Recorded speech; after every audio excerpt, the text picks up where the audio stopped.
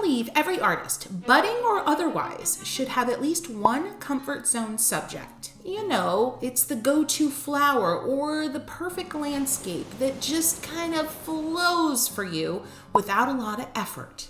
Now, if you're a beginner, you may not have this comfort zone yet, and that's okay. It's really fun trying to figure it out. I've been painting my whole life, and so yes, I have a bunch of comfort zone subject matters. And today I'm going to share one of them, and that is the dahlia. I could wax poetic a long time about why I love the dahlia, but I won't. Let's just get into it. Now, I will say this though, there are 3 reasons why I think having a comfort zone subject matter is so important. Number 1, it's easy access joy. You can paint this thing, whatever it is, at a moment's notice without thinking or planning too much and find your joy fast. Number 2, it's a go-to warm-up when you're going to work on something a little bit more challenging in the near future. Number 3, it's the perfect thing to paint when you're feeling a little less than spectacular about your watercolor skills. Starting off today with my 1/2-inch dagger and a little bit of peach on a damp brush. Press, drag, and lift. We're going to be going around an invisible center like I do so much.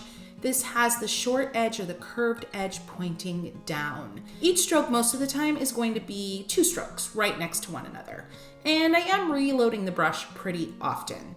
I've got a decent amount of symmetry going on here, but as I make my way around the invisible center, I start to make some of the petals a little bit longer, like in the upper right hand side there, and also some a little bit smaller, poking out in between. The key here to get this really fun gradation of color is to not rinse your brush and to load some pink or peach or a little bit of red as you go.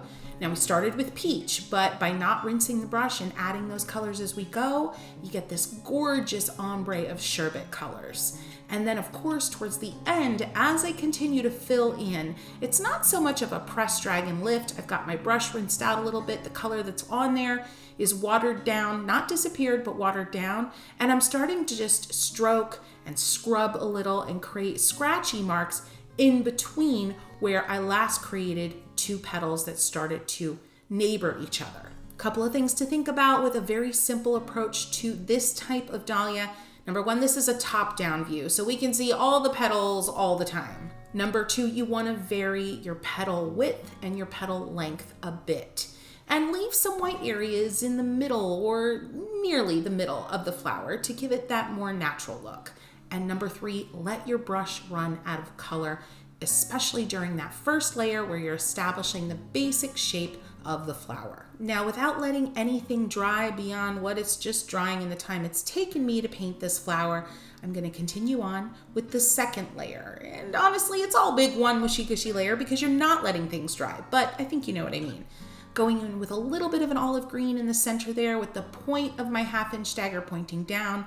I then added a little bit of red and pink on my brush, and without reloading, I am adding a few little veins on a few of the petals, not all, and then just adding some shadows in select parts of select petals. You decide which petals you won't touch. This is very much a personality thing, and very much you don't have to follow along with me exactly to quote unquote get it right.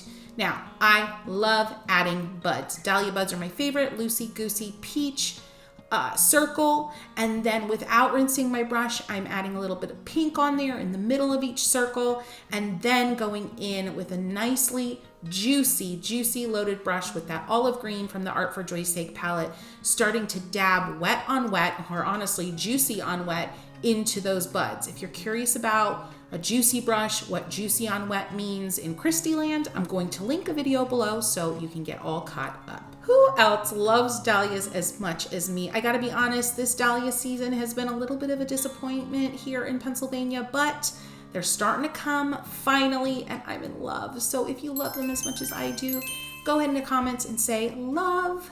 And while you're at it, give this video a boop. That's a like. And I'm taking that same olive green again with the tip of my brush, and creating a larger bud in between the two smaller first buds that I created, all green at this point. And I'm really just dabbing. I'm creating that initial round shape, but then just dabbing in some strokes here and there. Rinse my brush, add some peach on there and dab that in just in the middle, and then went ahead and reloaded with that gorgeous olive green. If you don't have this particular palette, you want to just take whatever green you have. You could add a little brown, a little yellow, and even a little bit of red, and you should have something that'll work really well. Now it's time to add a leaf. Use that green, a little bit of olive green, and I dabbed in a little bit of blue from the palette, and I'm pressing and lifting on one side, and then repeating the press and lift, and that lift is a really light touch at the end to get that thin mark. So I'm repeating press and lift, press and lift. My first press and lift mark is the longest, and then as I go up, they get thinner and lighter. And I do that on either side of an invisible center. And by the time you're on the other side from where you started first, everything's going to start to fill in. If you want to learn more, if you want to deep dive into these leaves and kind of my go-to for leaf shapes, you're going to want to watch this video below. Of course, there will be a link for you. Let's go ahead and look at that first leaf again in slow motion so you can really see what's going on. Load up that brush. Mine's a 1/2 inch dagger, curved edge down. It's an upstroke press and lift 2 times over, a little bit of a twist on the end of that lift. And then I didn't finish the full length of the leaf, and I started to go to the other side. And notice by the end, by the tip of that leaf, it's really a press and lift. Very, very little or no drag. And then I start to go in pointed side down, curved edge down of the brush, and extend or edit the shape or the silhouette of that leaf to create some little tiny points along the edge. If you're new here, you very well may want to follow along, and that's okay too. I just want to remind you that you have the freedom to not if you'd like. A little bit of that dirty green from your brush in the very middle of the dahlia. I always do that. It adds such a nice contrast. And then bringing in that liner brush, getting a little bit of peach and a little bit of pink on there, and not going overboard. I want this to be a light and airy, loose dahlia, but I'm adding in some definition to a few of the petals with a slightly darker color, or just a dark color on a lighter, more sheer area that was painted previously. And you'll see just some dashes, just some simple lines that follow the curve or the silhouette of the petal, and that's all it needs. Grabbing my 1/4 inch dagger, which is the queen bee of them all, and doing a few press, short drags, and lifts for a side view bud. This is when the dahlia first pops from that kind of round bud shape into what would be more of a recognizable flower. And I just love a hint of that. Then taking that emerald green that was on my brush from adding a little bit of green there under the side view flower and bringing it down and scrumbling, that's a new word, scrumbling it into some of the areas done previously for little tiny touches of contrast. Even in that dahlia flower, a few little, I wouldn't call them dots, they're just a few little tick marks here and there to add just a hint of contrast. Rinse my brush, add a few more petals, press and lift on the upstroke here on the bottom, and just work out the final fullness of that dahlia. We're almost there, friends. The beauty of this style of painting, this loose watercolor style, is that you can try this easily a couple of different ways in one session and not spend a ton of time, because this is a quick painting style. It unfolds rapidly. And so you can try this a few times over to see kind of what your favorite approach is. And quickly, and before you know it, you'll be developing your very own comfort zone flower.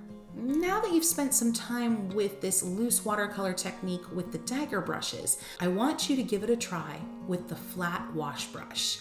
This video next, you're gonna love it. Until next time, you know what I always say, happy painting.